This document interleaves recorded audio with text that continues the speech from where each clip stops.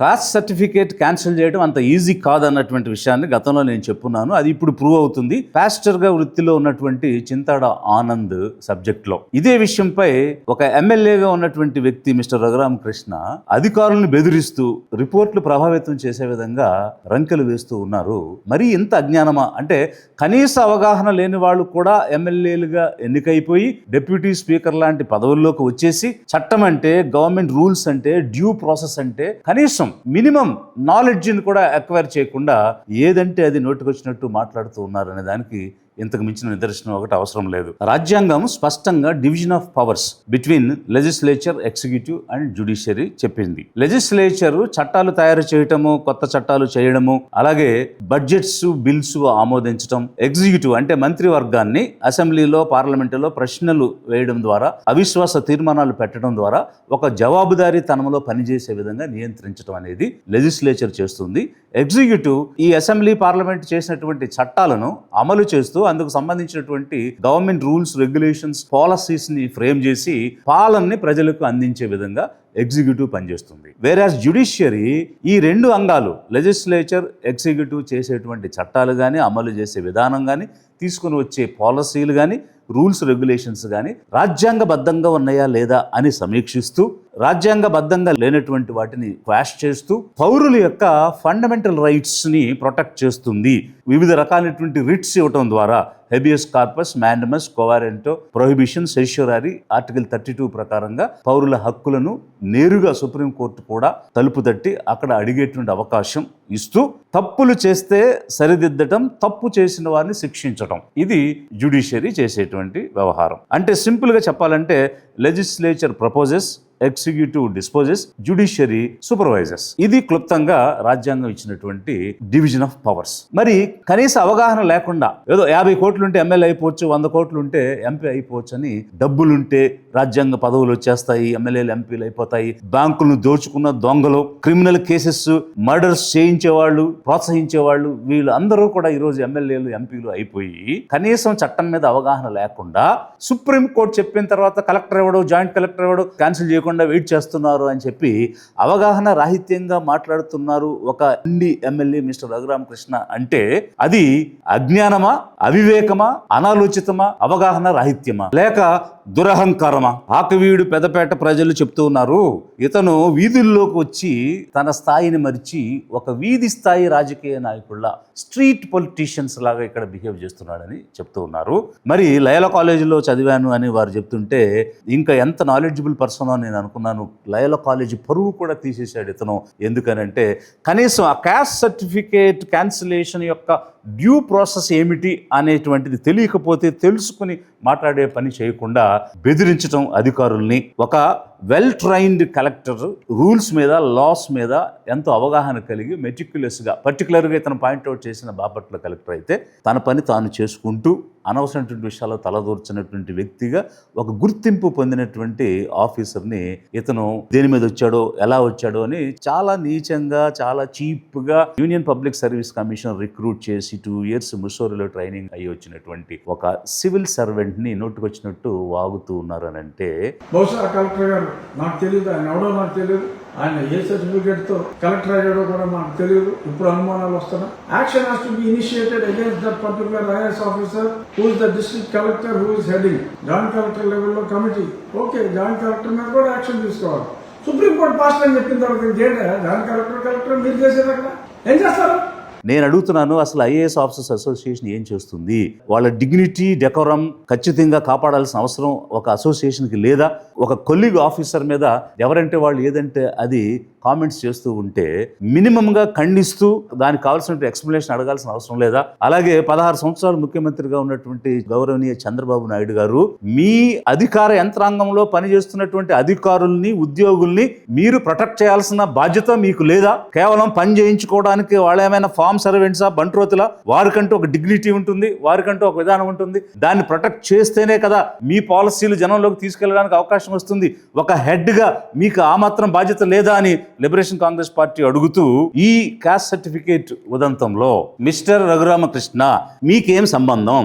మీ ఊరు కాదు, మీ ఓటర్ కాదు, మీ జిల్లా కాదు. మీకు సంబంధం లేనటువంటి ఒక పాస్టర్ వృత్తి చేసుకునేటువంటి ఆనంద్ అనే వ్యక్తి ఎస్సీ సర్టిఫికేట్తో ఉంటాడా లేకపోతే తీస్తారా అన్నదానికి మీకేం సంబంధం?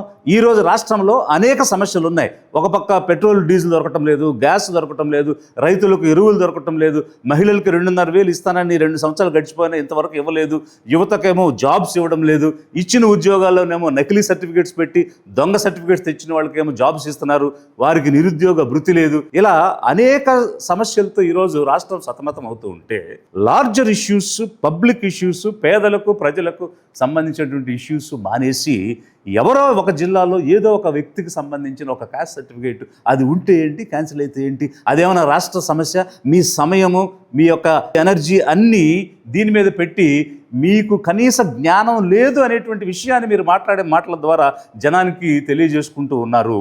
ఎందుకు? మీకేంటి అవసరం? What way you are concern? మీకేం సంబంధం మిస్టర్ రఘురామకృష్ణ? మీరు బెదిరిస్తే బెదిరిపోతారా? మీరు భయపెడితే భయపడిపోతారా? ఆఫీసర్స్ కానీ ఎంప్లాయీస్ కానీ వాళ్ళకు ఒక జాబ్ సెక్యూరిటీ ఉంది, వాళ్ళు చట్టం ప్రకారంగా వాళ్ళ పని వాళ్ళు చేసుకుంటారు. ఉడత ఊపులకు తాటేకులు రాలవు మిస్టర్ రఘురామకృష్ణ. మీరు కొంచెం జ్ఞానం తెచ్చుకోండి.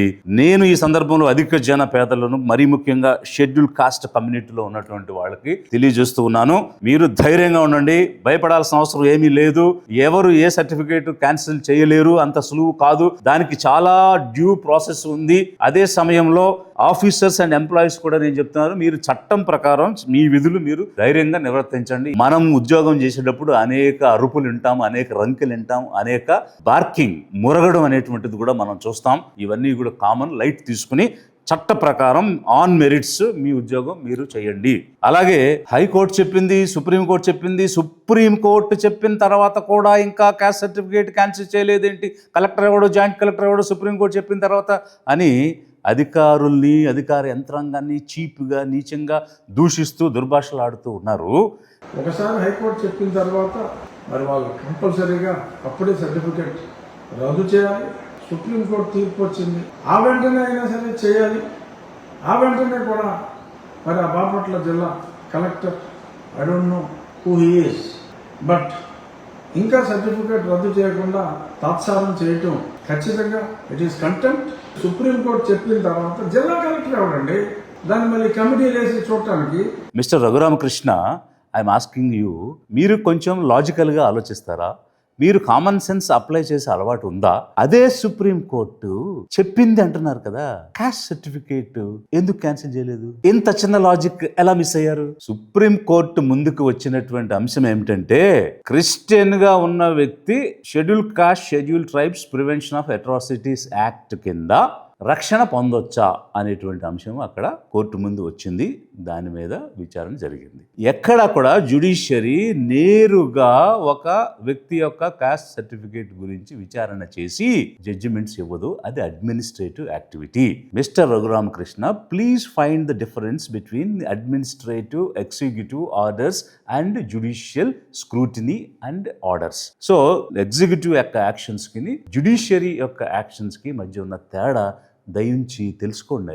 ఈ క్యాస్ట్ సర్టిఫికేట్ వెరిఫికేషన్ విధానం కనుక మనం ఒకసారి చూస్తే, ఎవరికైనా ఇష్యూ అయిన క్యాస్ట్ సర్టిఫికేట్ మీద కంప్లైంట్ వచ్చినా, లేదు ఒక ఎంప్లాయర్ తన ఎంప్లాయీకి సంబంధించిన క్యాస్ట్ వెరిఫై చేయండి అని కలెక్టర్కి రిఫరెన్స్ ఇచ్చినా, కలెక్టర్ దాన్ని డిఎల్ఎస్సి అంటే డిస్ట్రిక్ట్ లెవెల్ స్క్రూటినీ కమిటీకి ఇస్తారు. దానికి జాయింట్ కలెక్టర్ చైర్పర్సన్గా ఉంటారు. అందులో social welfare joint director, deputy director కానీ, ఆర్డీఓస్, అలాగే డిపిఓ, అదర్ ఆఫీసర్స్ దానిలో మెంబర్స్గా ఉంటారు. వీరు విజిలెన్స్ ఎంక్వైరీ చేయాలి, లోకల్ ఎంక్వైరీ చేయాలి, పంచనామా చేయాలి. వాళ్ళు పాటిస్తున్న కస్టమ్స్ ఏంటి, రిచువల్స్ ఏంటి, వీటన్నిటినీ కూడా వివరాలు విత్ రుజువులు, విట్నెసెస్ సేకరించాలి. ఇదంతా ఒక ఎత్తు అయితే, ఒకవేళ వేరే మతంలో నుంచి క్రిస్టియానిటీలో గనక వారు కన్వర్ట్ అయి ఉంటే, ఆ మతాన్ని వదిలేసిన విషయం, ఈ మతంలోకి ఎవరి బలవంతం లేకుండా తనకు తానుగా స్వీకరించినటువంటి డిక్లరేషన్, దీంతో పాటు మరీ ముఖ్యంగా బ్యాప్టిజం తీసుకుంటే బ్యాప్టిజం సంబంధించిన రికార్డెడ్ ఎవిడెన్స్ సర్టిఫికేట్, అలాగే క్రిస్టియన్ మ్యారేజ్ యాక్ట్ ప్రకారంగా పెళ్లి చేసుకుని ఉంటే ఆ పెళ్లి చేసుకున్నటువంటి సర్టిఫికేట్, ఒక రికార్డెడ్ డాక్యుమెంటరీ ప్రూఫ్ అనేటువంటిది ఉండాలి. ఇవన్నీ తీసుకునే తర్వాత వారి రికమెండేషన్స్ కలెక్టర్కి ఇస్తారు. బట్ ఇచ్చే ముందు ఒక ఆపర్చునిటీ ఆ కమిటీ ఆ క్లైమెంట్కి ఇవ్వడం జరుగుతుంది. అక్కడ స్వయంగా వెళ్ళి తన వాదనని వినిపించుకోవచ్చు, లేదా ఒక లాయర్ని పెట్టుకుని లాయర్ ద్వారా వాళ్ళ పాయింట్స్ అన్నీ కూడా అక్కడ వినిపించుకునే అవకాశం ఉంటుంది. ఆ తర్వాత కలెక్టర్కి వచ్చాక కలెక్టర్ ఆర్డర్ పాస్ చేసే ముందు మరొక అవకాశం ఇస్తారు. స్వయంగా వారు హాజరైనా లేదా అడ్వకేట్ ద్వారా హాజరైనా వారి యొక్క వాదనలన్నీ వినిపించుకోవచ్చు. ఇంత జరిగిన తర్వాత కూడా ఒకవేళ క్యాస్ట్ సర్టిఫికేట్ క్యాన్సిల్ అయ్యే పరిస్థితి వస్తే కలెక్టర్ ఆర్డర్స్ మీద గవర్నమెంట్కి అప్పీల్ చేసుకోవచ్చు. అక్కడ కూడా మన వాదనలు వినిపించుకుని ఏ మెటీరియల్ ఎవిడెన్సెస్ అయితే ఉన్నాయో అవి చూపించుకుని గెలవచ్చు. ఒకవేళ గవర్నమెంట్ దగ్గర కూడా అనుకూలమైనటువంటి తీర్పు రాకపోతే హైకోర్టుకు వెళ్ళొచ్చు, అక్కడ కూడా రాకపోతే సుప్రీంకోర్టుకు వెళ్ళొచ్చు. ఇన్ని లేయర్స్, ఇన్ని లెవెల్స్ దీనిలో ఇన్వాల్వ్ అయి ఉన్నాయి. అది అంత ఈజీ కాదు అనేది ఒకవైపు అయితే, నేను అడుగుతున్నాను మిస్టర్ రఘురామకృష్ణ, ఇది ఒక పేదవాడికి సంబంధించినటువంటి సమస్య, ఒక్క వ్యక్తికి సంబంధించిన సమస్య. ఇది ఏదో రాష్ట్ర సమస్యలాగా, అంటే పేదవాళ్ళ కడుపు కొట్టాలి, వాళ్ళ బ్రతుకుని ఛిద్రం చేయాలి అని ఏమైనా మీరు కంకణం కట్టుకున్నారా? మరొక విషయం ఏమిటంటే, అనేక మంది కొండ జాతీయులని, కొండ రెడ్లని, కొండ కప్పులని ఇట్లా రకరకాలుగా దొంగ ఎస్టీ సర్టిఫికేట్లు తెచ్చుకున్నారు, దొంగ ఎస్సీ సర్టిఫికేట్లు తెచ్చుకున్నారు, అనేక ఉద్యోగాలు తెచ్చుకున్నారు, ఆఫీసర్స్గా తెచ్చుకున్నారు, ఆల్ ఇండియా సర్వీసెస్ తెచ్చుకున్నారు, చీఫ్ సెక్రటరీలు కూడా అయ్యారు. వాళ్ళ విషయం మీరు ఎప్పుడు మాట్లాడలేదే. ఈ జాతి కాని జాతి వచ్చి ఈ జాతి యొక్క ఫలాలు పొందుతూ ఉంటే అప్పుడు నిబ్బరంగా నిర్మలంగా నోరు మూసు కూర్చుని కనీసం వాయిస్ కూడా ఇవ్వనటువంటి వ్యక్తి, అదే జాతికి చెందిన వాళ్ళు కేవలం మతం మారినటువంటి అంశాన్ని తీసుకుని మీరు వాదిస్తున్నారు. అగ్రీడ్, 1950 ప్రెసిడెన్షియల్ ఆర్డర్ ఏం చెప్పిందో దాన్ని పాటించాలి, దాని మీద మాకేం డిస్ప్యూట్స్ లేవు. కానీ మీ నైజం, మీ ఆలోచన, మీరు ఏ రకంగా ఉసుగొలుపుతున్నారు, కులాల మధ్య మతాల మధ్య విద్వేషం ఎలా చిమ్ముతున్నారు, ఏ రకంగా ద్వేషం కలిగిస్తున్నారు అనే దానికి, ఈ జాతుల యొక్క ఫలాలు వేరే జాతులు తీసుకుని వాళ్ళు అనుభవిస్తుంటే అప్పుడు మీరేం మాట్లాడలేదు. అదే జాతికి చెందినవాడు చేస్తే అది మాత్రం భూతద్దంలో పెట్టి మీరు చూపిస్తున్నారు. అంతేకాదు, మీరు ఇంకా ఓబీసీలు, ఓసీలు వీళ్ళందరినీ కూడా రెచ్చగొట్టడానికి ప్రయత్నం చేస్తున్నారు. ఫర్ యువర్ ఇన్ఫర్మేషన్, మీకు జ్ఞానం తక్కువ కాబట్టి నేను మరొకసారి చెప్తున్నాను, మిస్టర్ రఘురామకృష్ణ, ఎస్సీకి సంబంధించిన రిజర్వేషన్ కానీ, ఎస్టీకి సంబంధించిన రిజర్వేషన్ కానీ ఆ విండోలో, ఆ ఫ్రేమ్లో, ఆ పర్సంటేజ్లోనే ఉంటుంది తప్ప అది ఓబీసీల రిజర్వేషన్ ఎఫెక్ట్ చేయదు, ఈడబ్ల్యూఎస్ రిజర్వేషన్ ఎఫెక్ట్ చేయదు, మైనారిటీ రిజర్వేషన్ ఎఫెక్ట్ చేయదు. ఏ విండోకి ఆ విండోనే, ఏ ఫ్రేమ్కి ఆ ఫ్రేమే, ఎవరి పర్సంటేజ్ ఆ పర్సంటేజే. నువ్వు ఎంత ఓబీసీలు రెచ్చగొట్టినా, నువ్వెంత ఈడబ్ల్యూఎస్ని కానీ ఓసీని కానీ రెచ్చగొట్టినా వారికి తెలుసు, వారికి దీనికి ఎలాంటి సంబంధం లేదు. ఇది issue among the schedule caste, issue among the schedule tribes. బయట వాళ్ళకి వీళ్ళకి సంబంధించిన సబ్జెక్టు చెయ్యాలని మీరు ప్రయత్నం చేస్తున్నారు, కానీ అది కాదు.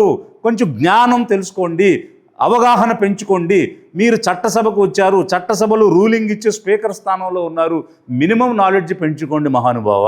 Mister Raghurama Krishna, what is your basic fundamental problem? మీరు ఇంతవరకు ఇచ్చినటువంటి డిస్కోర్సెస్ కానీ డిపోజిషన్స్ ప్రకారంగా మీరేం చెప్తున్నారంటే, ఎవరో కొంతమంది వైఎస్ఆర్సీపీ నాయకులు క్రిస్టియన్లుగా ఉన్నటువంటి వాళ్ళతో ఎస్సీ ఎస్టీ కేసులు నా మీద పెట్టించారు అనేది ఒకవైపు, అలాగే వైఎస్ఆర్సీపీ గవర్నమెంట్లో నేను వైఎస్ఆర్సీపీ ఎంపీగా ఉన్నా కూడా నన్ను పోలీసులతో తన్నించారు అనేటువంటిది రెండో విషయం చెప్తున్నారు మీరు. ఒకవేళ వైఎస్ఆర్సీపీ నాయకులు మీ మీద తప్పుడు కేసులు పెట్టించినా, లేకపోతే ఆ ప్రభుత్వం మిమ్మల్ని పోలీసులతో తన్నించినా, దానికి ఎవరు ఇది అబెట్మెంట్ చేశారో, ఎవరు దీనికి వ్యూహకర్షణ చేశారో వారి మీద కదా మీరు చర్యలు తీసుకోవాలి, లేదా ఏదైనా అక్కసు ఉంటే వెలబుచ్చుకోవాలి. ఈ పేదలు ఏం చేశారు, బలహీనులు ఏం చేశారు? కేవలం అంటే ఇది ఏ విధంగా ఉందంటే, అత్త మీద కోపం దుత్త మీద చూపించినట్టు పేదల కడుపు కొట్టడానికి మీరు ప్రయత్నం చేస్తున్నారు. మీ కమ్యూనిటీ ఏంటో నాకు తెలియదు, నేను గూగుల్ని అడిగితే ఫ్రీక్వెంట్లీ క్లైమ్డ్ కాస్ట్ ఈజ్ రాజు అని మీ గురించి చెప్పున్నారు.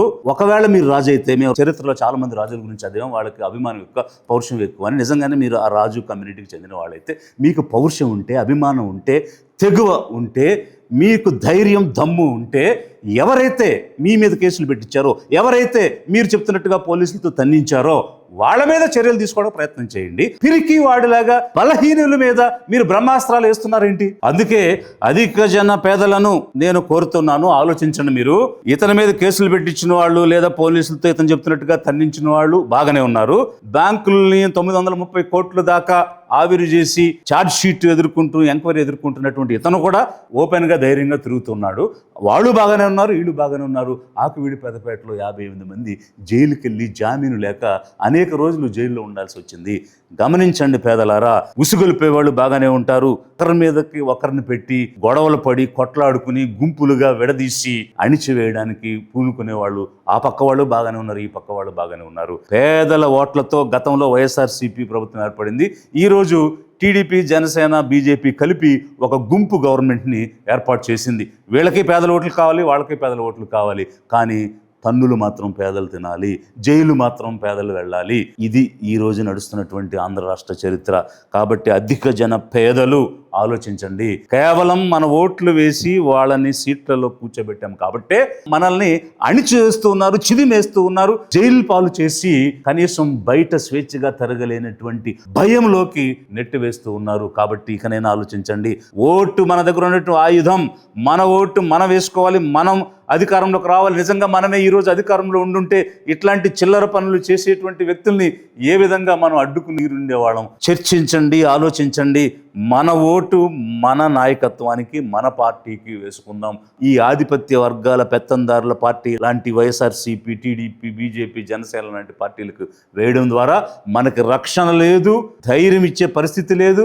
అన్నింటికీ మించి మనకు రావాల్సిన వాటా నిధులు వచ్చి మనల్ని అభివృద్ధి పరిచేటువంటి పరిస్థితి లేదు. గమనించండి. ఇదే సమయంలో నేను తెలుగుదేశం పార్టీని, ఆ నాయకుడైనటువంటి చంద్రబాబు నాయుడు గారిని అడుగుతున్నాను, మీ విధానం ఏంటి? మీ తెలుగుదేశం ఎమ్మెల్యే ఒకరు ఈ విధంగా చంద్రవందరగా మాట్లాడుతూ చిల్లరగా కామెంట్స్ చేయటం, ఒక ఐఏఎస్ ఆఫీసర్ అని చూడకుండా ఒక జాయింట్ కలెక్టర్ని, ఇతర ఆఫీసర్స్ని ఏదంటే అది మాట్లాడుతూ పోలీసుల్ని మిస్యూజ్ చేస్తూ భయపెట్టేటువంటి పరిస్థితి పేదవాళ్ళని చేస్తూ ఉంటే, మీరు కనీసం మాట్లాడకపోగా, నివారించకపోగా, పేదలకు అభయం ఇవ్వకపోగా అతను చేసేదాన్ని మీరు గుడ్డివారులాగా, ధృతరాష్ట్రులాగా చూస్తున్నారా? లేకపోతే అదే మీ విధానమా?